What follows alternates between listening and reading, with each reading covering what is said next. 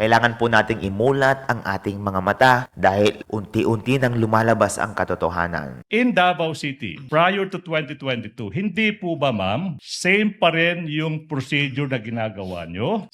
Is this the standard operating procedure that you followed when you were SDO in both Davao and under the OVP? Yes. Ito po ba yung kinagawian ninyong practice at proseso nung kayo po ay SDO ng Davao, kaugnay ng Confidential Fund, at nung kayo ay SDO ng OVP, na yung pagbibigyan nyo, security officer o sino man, hindi banded, pipirma na acknowledgement receipt, at pag nagbigay na siya ng fund liquidation report, fund utilization report, at nakaliquidate na kayo sa COA, babawi na. Opo, Your Honor. Opo. Bagong mainit na balita para sa bagong Pilipinas. Davao to OBP, same SOP, same accountability.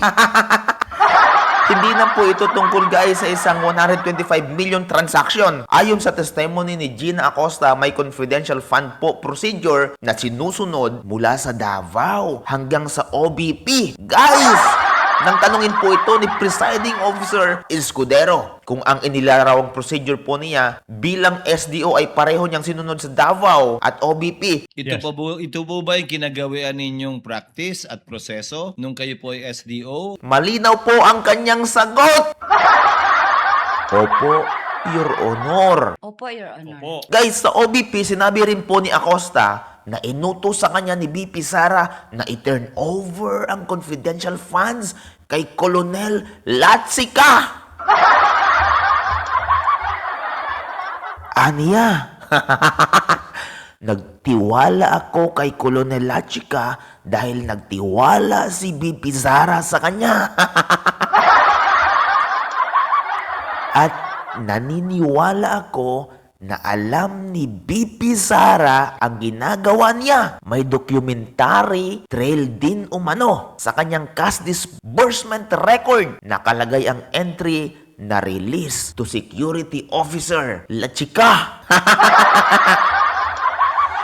Kaya ang issue po ngayon guys ay hindi lang po kung nasaan yung pera at kung sino yung aktual na tumanggap po nito. Mas malaking tanong kung sino ang nag-authorize, sino ang nakaalam, at sino ang may ultimate accountability sa sistemang sinasabing parehas pong ginamit sa Davao at sa OBP. Naku naman, hindi talaga natutulog ang katotohanan, lalabas at lalabas ang katotohanan.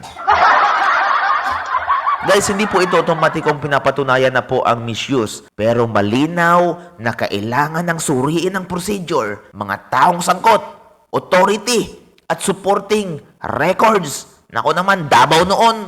Tapos naman ngayon, OBP, parehong SOP, ayon po kay Acosta. At ito pa, parehong leader, Sara Duterte, BP. Kung ang authority po ay nagmula sa taas, bakit sa tauhan lang matatapos